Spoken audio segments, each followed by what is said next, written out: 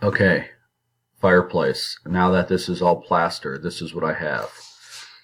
These cabinets, these base cabinets will have a wood top. These are 25 inches deep, both these base cabinets, all four of them.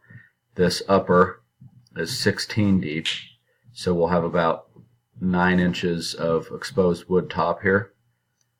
This is all the Swiss coffee color, same door style as the kitchen, with the exception of the back. That will be the stained color that you gave me with that sample piece of flooring.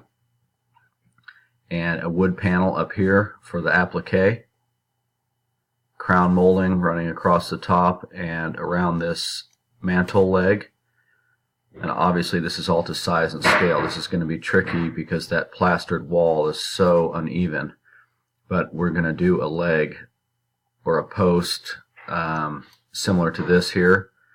It would be just a slab or a flat front on the bottom, and possibly some paneling on the front.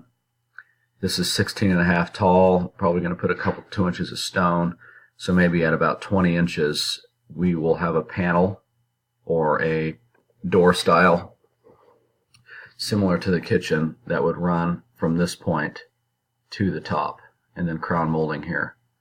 And all of these base cabinets die into the side of it. Wood top here.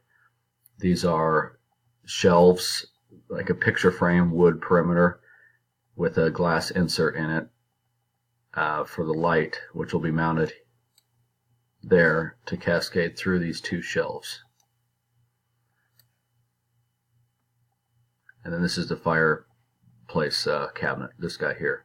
So let me know if this is what you're thinking with these legs.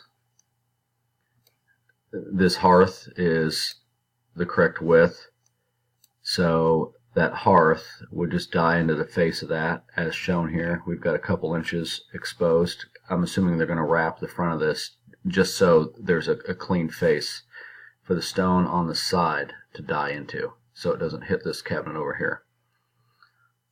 Alright, let me know what you think of that. Thanks.